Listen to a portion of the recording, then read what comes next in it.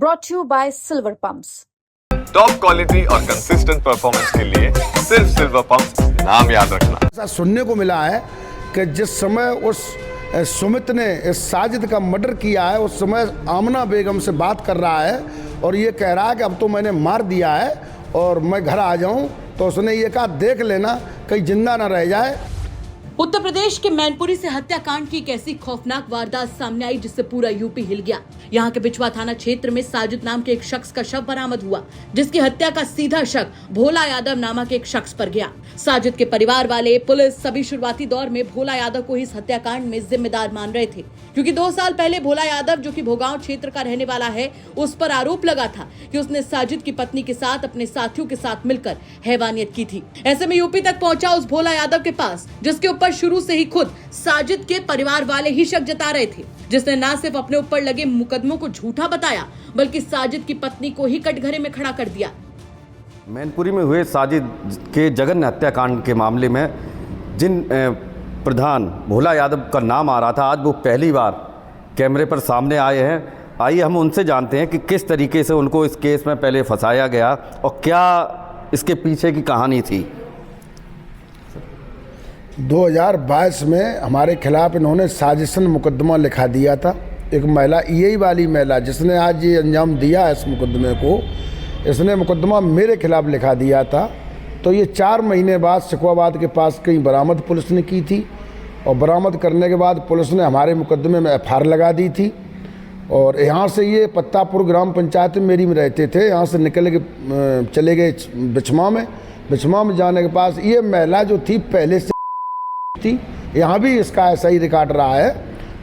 ये जो आमना बेगम, ये आपके गांव की ही रहने वाली थी क्या? जी, मेरे ग्राम पंचायत की रहने वाली थी और इसका रोल जो यहाँ भी खराब रहा था उस समय।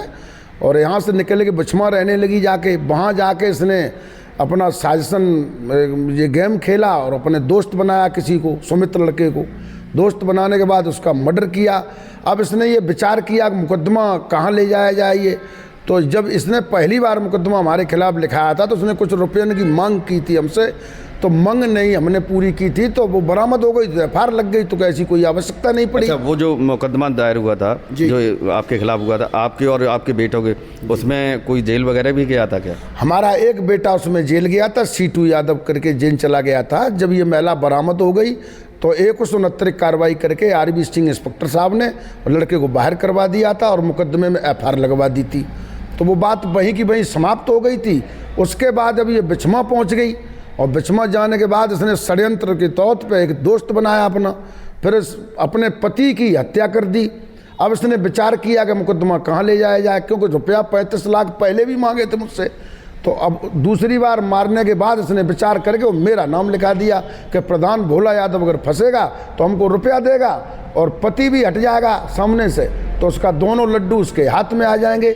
ये उसकी सोच थी, लेकिन उसमें हमारी गवर्नमेंट, हमारी सरकार, प्लस हमारे अधिकारी, हमारे कप्तान साहब, हमारे एडिशनल साहब, हमारे सिटी CO साहब, हमारे SO अवनीश त्यागी जी, प्लस पूरा फोर्स, SOG, सर्विलांस टीम, मेरी सबके सहयोग से बहुत मेहनत करने के बाद आज मुझको बचाया गया, सही मुलजिम को जेल भेजा गया। मैं सभी अधिकारियों का सम्मान करता हूँ, आभार प्रकट करता हूँ। और अच्छा, ये जो जैसे जब FIR कराएगी आपके खिलाफ की शुरुआत से ही उसके परिजन जो है, साजिद के परिजन आपका नाम ले रहे थे, तो आपसे ऐसी क्या मतलब रंजिश चली आ रही थी? पहली बार इन लोगों ने, हमने जब इनके पास इनसे बात की थी, मैंने कहा यार मुकदमा ख़त्म कराइए, हमने नहीं गायब किया है भाई। तब ये हमारा एक मकान मांग रहे थे। इनका ये पति जो मरा है ये भी मांग रहा था, इसका साला था शरीफ अहमद वो भी मांग रहा था, इसका बाप जो था वो भी मांग रहा था कि मकान एक दे दो, हम तुम्हें माफ़ कर देंगे। तो मकान भी हम नहीं दे पाए कि वो मेरे बच्चों लायक ही मकान थे मेरे पास। तो इन्होंने सोचा कि इसको कोई सज़ा नहीं मिल पाई, तो इस षड्यंत्र को अब आके इन्होंने अंजाम दे दिया और हमारा नाम लिखवा दिया। आपको फंसा दिया? हमको फंसा दिया और मेरे परिवार को फंसा दिया। अधिकारियों की मेहरबानी से, अधिकारियों की मेहनत कड़ी से अधिकारियों ने सही मुलजिम को जेल भेजा, मेरे परिवार को जीवन दान दिया, परिवार को बचाया। मैं आभार प्रकट करता हूँ अधिकारियों का। अच्छा, बताते कि आप भी इससे पहले पुलिस विभाग में रह चुके हैं? जी, मैं पुलिस विभाग में 95 में भर्ती हुआ था और अभी 2019 में सेवानिवृत्त स्वेच्छा से चला आया था। पत्नी का स्वास्थ्य ठीक नहीं था, इस वजह से मुझे आना पड़ा। अब जब मैं यहाँ रहने लगा के तो फिर जनता ने हमको लाइक किया, हमने चुनाव लड़ा तो प्रधान बने यहाँ से। फिर प्रधानों ने ब्लॉक अध्यक्ष लड़वा दी, सब लोगों ने मिलके, तो मैं ब्लॉक अध्यक्ष बन गया बेबर ब्लॉक से।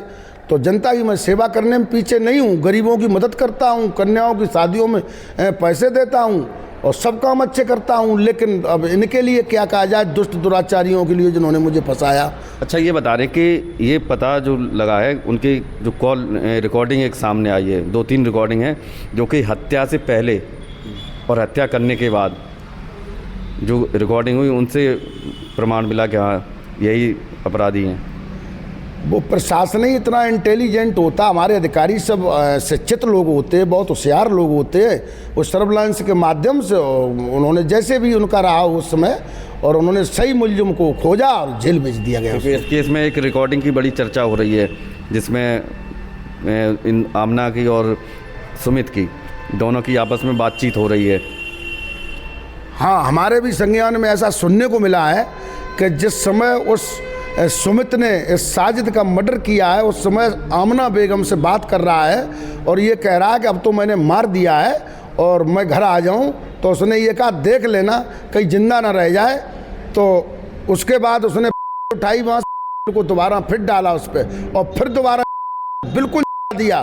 तब फिर कॉल करी कि मैंने इसको सपोर्ट किया है, अब बताओ। तो बोली अब आ जाओ, कि तो गेट खोल देना, मैं वहीं लेटूंगा आके।